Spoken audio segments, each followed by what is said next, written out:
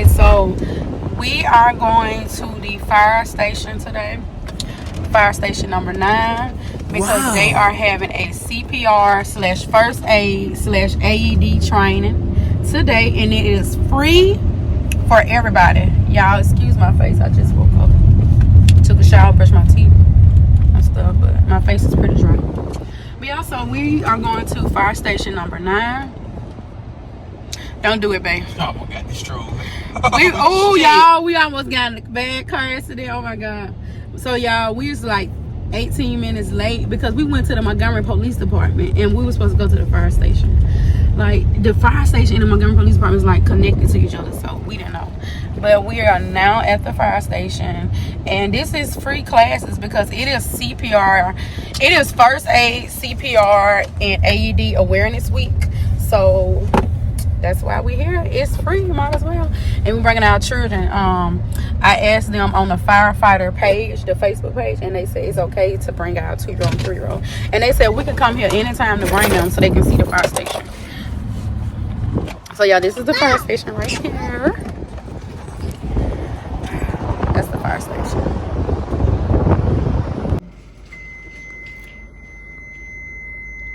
Analyzing heart rhythm. Do not touch the patient. Make sure nobody's touching them. Shock advised. Charging. Stay clear of patient. All right, I'm clear. You're clear. Responsible. Hey, are you? Hey, are you okay? Baby. Okay. Fine. You need to call anybody? Okay, we fine.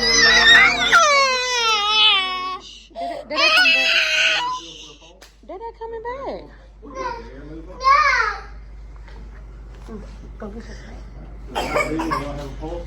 You're going to start CPR beginning with chest breath. Count out 30. Oh, your dad is coming back.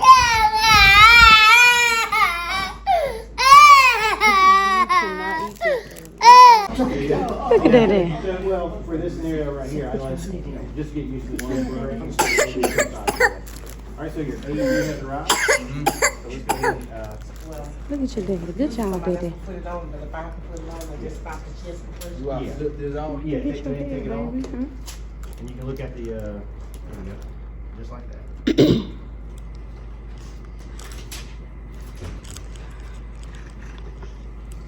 All right, press the green button.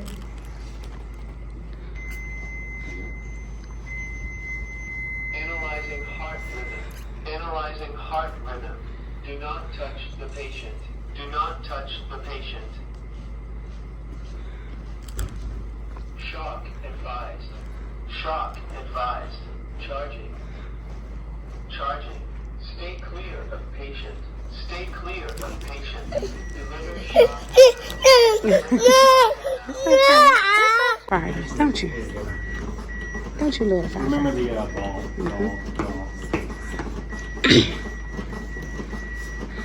So what do the lights indicate?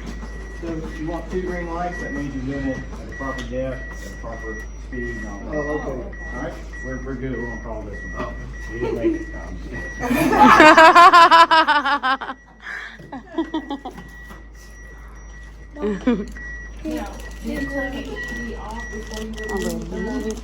So in real life, in a real scenario, we're not going to take that AED off. Right. We're going to wait for the first responder.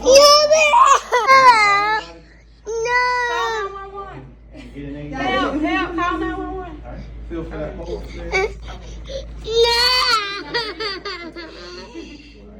So let's go ahead and begin CPR. It's all right. Am I doing it right? Boy, why you do that? Look at the. Why don't you do this?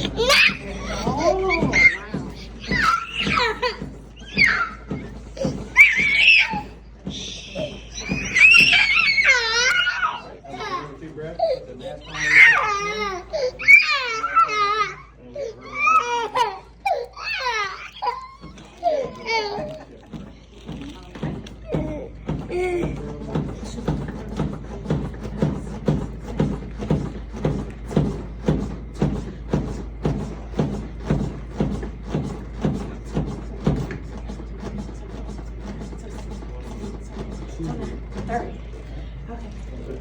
Now the AED has arrived.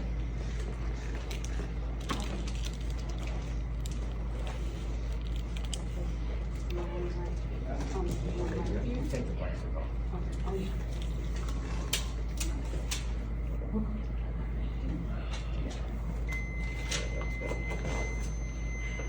Analyzing heart rhythm. Do not touch the patient. Analyzing heart rhythm. Shock advised. Do not touch the patient. Charging. Stay clear of the patient. Shock advised. Deliver shock now. Press charge now. Stay clear of the patient. Begin deliver shock now. Shock delivered. Begin CPR.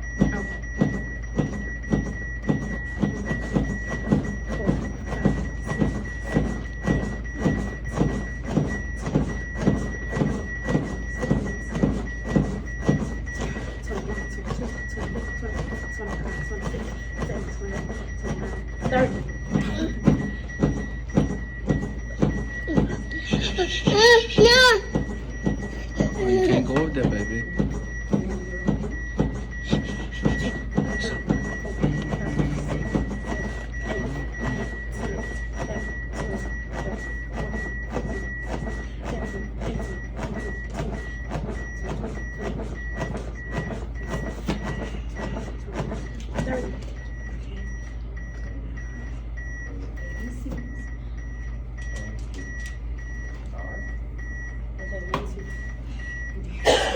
Oh man, that was some serious chest pressure.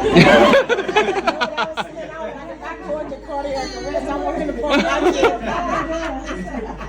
Because you will put some pressure. That was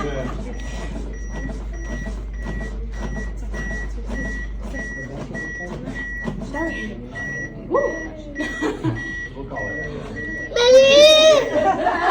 Is he alive? Yeah, it is good. I hope he is. This man right here running a marathon right now. So do I need to put the paper on? Oh, yeah, turn it off first and then do it, yeah. Like I said, when it comes to the AED, we're gonna leave that on until first responders get there, and then they'll go from there. Oh, yeah, leave it on. Thank you. Anybody else? You recording me? Help a choking adult and what to do if a choking adult stops responding. Choking in adults is often caused by food blocking the airway. The blockage in the airway can be mild or severe. If it's mild, the person can make sounds or cough loudly. In this case, just stand by and let the person cough. If you're worried about the person's breathing, call 911. Here's how to help an adult with severe choking. If you think someone is choking and it is severe, ask the person directly, "Are you choking? Can I help you?" Are you choking? Can I help you? If the person nods yes and cannot talk, you need to act. You'll need to give thrusts slightly above the belly button. So depending on your size, stand firmly or kneel behind the person and wrap your arms around the waist so that your hands are in front. Make a fist with one hand. Put the thumb side of your fist slightly above the belly button and well below the breastbone. Grasp your fist with your other hand and give quick upward thrusts into the abdomen. Give thrusts until the object is forced out and the person can breathe, cough, or speak, or until the person becomes unresponsive. Any adult who has been given thrusts should see a healthcare provider as soon as possible. If you cannot remove the object with thrusts, the person will become unresponsive and you will need to begin CPR. Let's take a closer look at how to help an adult who is choking. It could be dangerous to practice on a person who is not actually choking. So we're not So gonna just practice follow this on along each while other. we demonstrate. Just to let you know. If you think someone is choking, ask, "Are you choking? Can I help you?" Are you choking? Can I help you? If the person nods yes, tell him or her that you're going to help. Get behind the person and make a fist with one hand. Put the thumb side of your fist slightly above the belly button and well below the breastbone, and wrap your arms around the waist so that your hands are in front. Grab the fist with your other hand and give quick upward thrusts into the abdomen. Give thrusts until the object is forced out and the person can breathe, cough, or speak, or until the person becomes unresponsive. If the choking is severe and the person is pregnant or very large, put your arms under the person's armpits and your hands on the lower half of the breastbone. Pull straight back to give chest thrusts instead of abdominal thrusts. If you cannot remove the object with thrusts, the person will become unresponsive and you will need to begin CPR. If you know how to give CPR with breaths, it is important to give breaths to someone who has been choking. When you open the airway to give breaths, look in the mouth for any object. If you see the object, remove it. Continue CPR until the person moves, speaks, or blinks, or until advanced help arrives and takes over. Any adult who has been given thrusts should see a healthcare provider as soon as possible.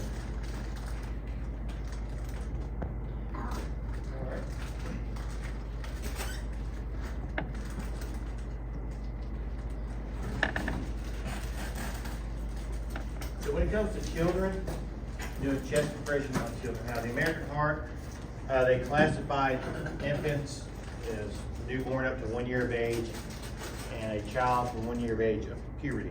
Now, that's a wide range. Okay? So it gets a little confusing right here when to use an AED and when not to use an AED. When it comes to a child, what they would call it a child, like 5, 6, 7 years old, something like that. It does change up a little bit. Instead of going down to 2 inches in depth, we'd go down 1.5 inches. Okay. And they also recommend instead of 2 hands, just use 1 hand. 1 hand, yeah. And that'll get you where you need to be. All right. And the steps are the same. Hey, you okay?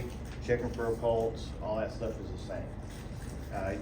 The only thing that's different that you would actually do is you'd put the pads on someone who is 8 years of age and older only. Anything below that, it gets to more an advanced level of care. So at 8 years of age and older, that's when we start using pads. Okay. So when they're 8 years of age, you take these pads and you sandwich them. And what I mean by that, one right here in the middle of the sternum, and another one between the shoulder blades in the back. So that's how you do the child AED. And you'll recognize that these are child pads. All the steps are the same. Everything's really the same. The only thing that's really different, like I said, is the pad usage and placement and the depth. Does anybody have any questions about the child? 8 years of age and older. So at what age do you use 2 hands? They would say anybody that can be classified as an adult, An adult, above okay. puberty. Okay. So, Okay. And so the use of 1 hand, that's applying less pressure. so you won't go down to the 2 inches, they just want you to do 1.5 inches. Go back to use 1 pad on the front, 1 in the rear, and the sandwich. That's equal to who? 8 years of age up to puberty. Okay. Yeah, I'll say it like that. So once again, pad placement, look, make it very simple, even firemen can figure it out, right? So pad on the front, pad between the shoulder blades, like that in the back, and plug it up to the AED, and it'll tell you what you need to do. Now, when it comes to that child, we want to make sure we're delivering our 30 chest compressions and 2 breaths. 30 chest compressions and 2 breaths.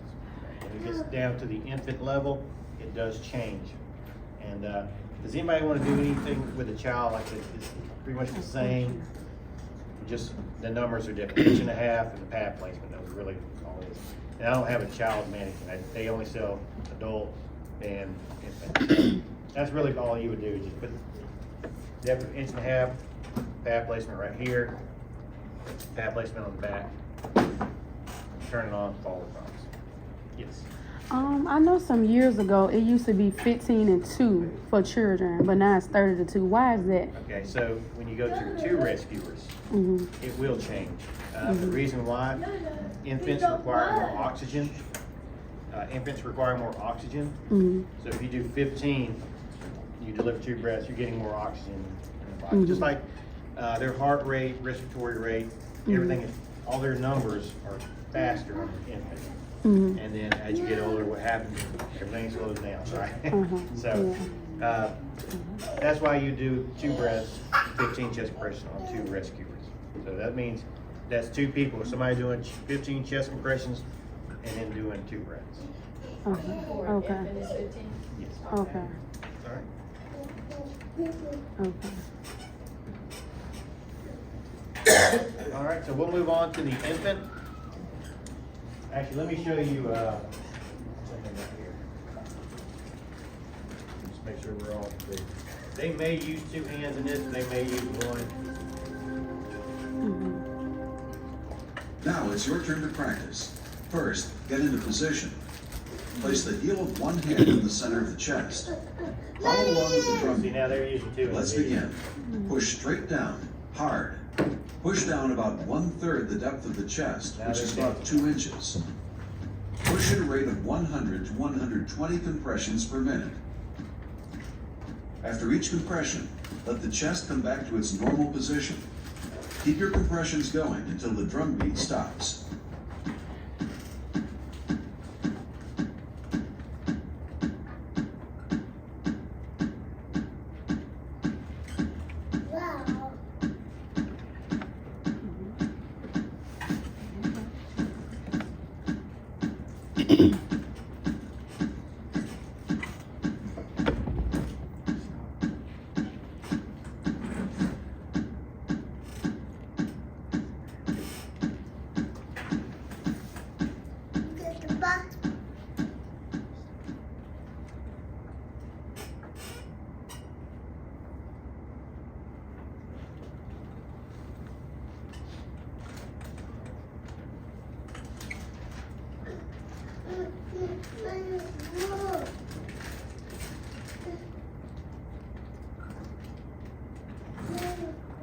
Okay, let's look at the infant that is choking, or the child that is choking.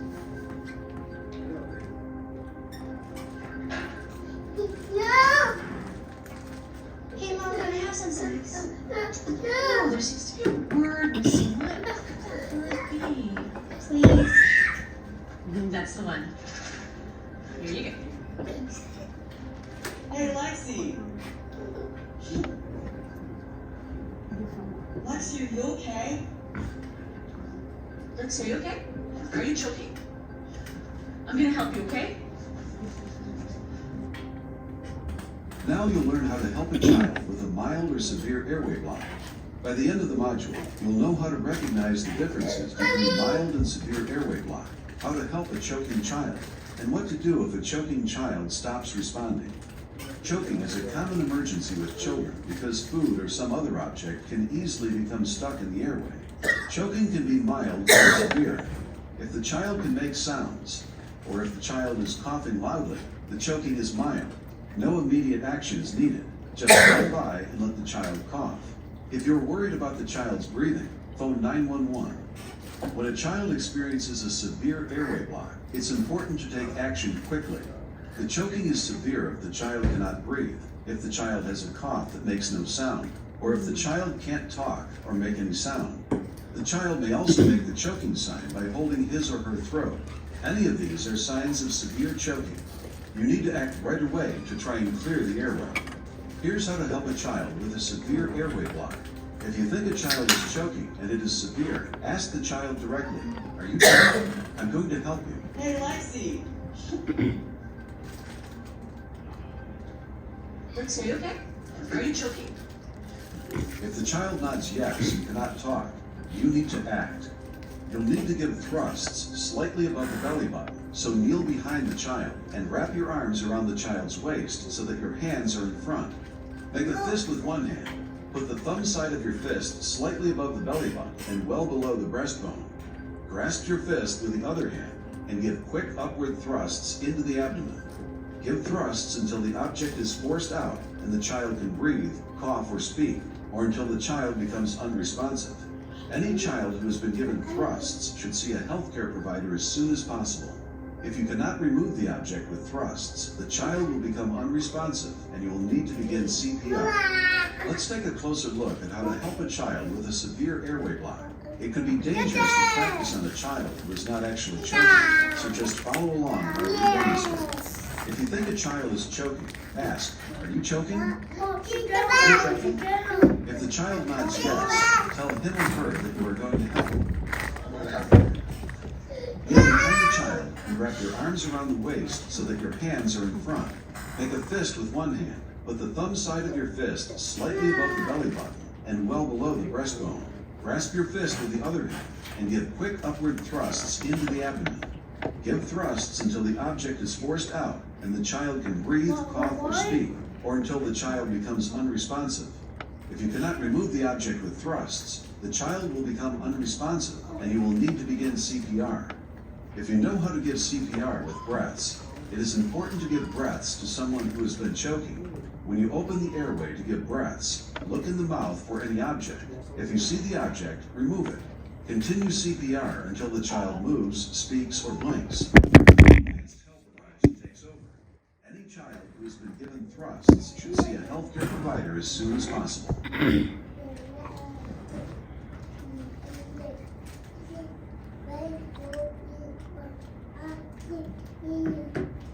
All right, so we're gonna move on to the infant CPR. Everyone should have a mannequin here.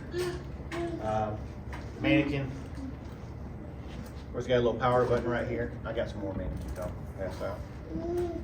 So whenever we start doing chest compression on the mannequin, we'll save it. Turn that off, save the battery. Be careful with my mannequins. I will call DHR on you if you abuse power. Just know that these things are expensive, but they are made cheap. Okay. The glue that holds the extremities, sometimes it fails. So if you do CPR on somebody and the leg falls off, it's okay. Just keep going, okay?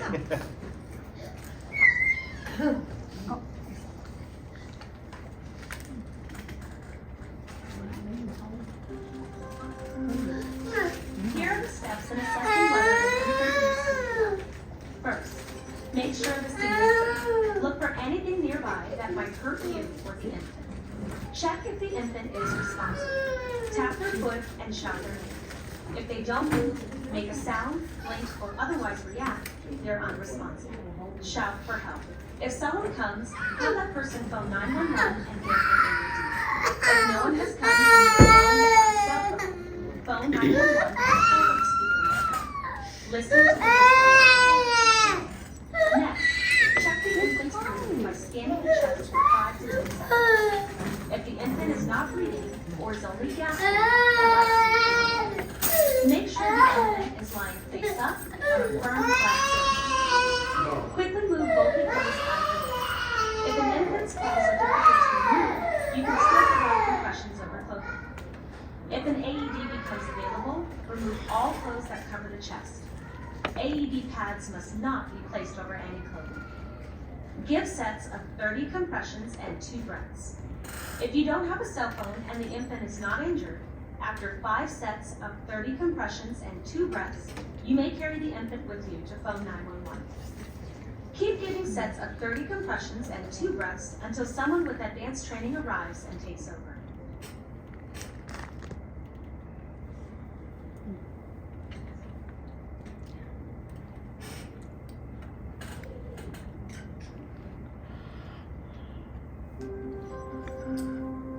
As you know, to provide high-quality compressions, you do 4 things. Provide compressions that are deep enough. Provide compressions that are fast enough.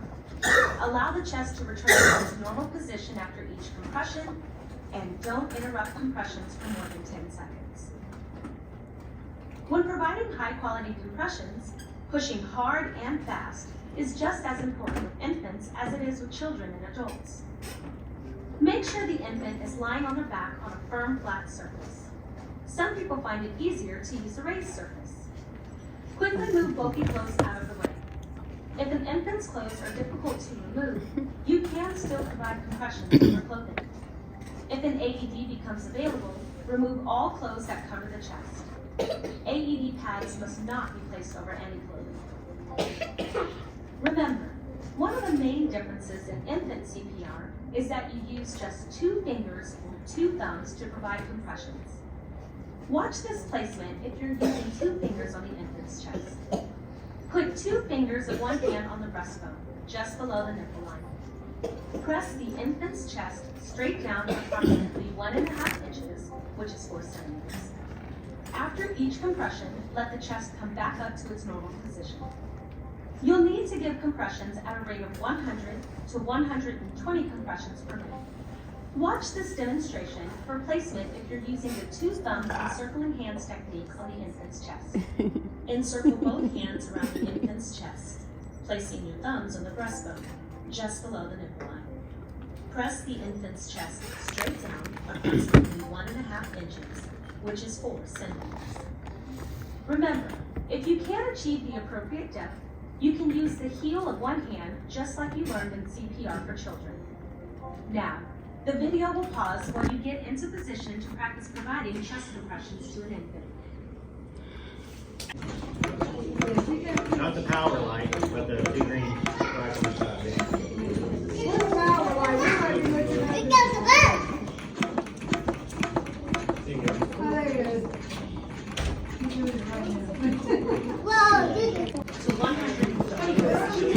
You got to keep your 2 fingers together and have them straight down, just like this. Yeah. Yeah.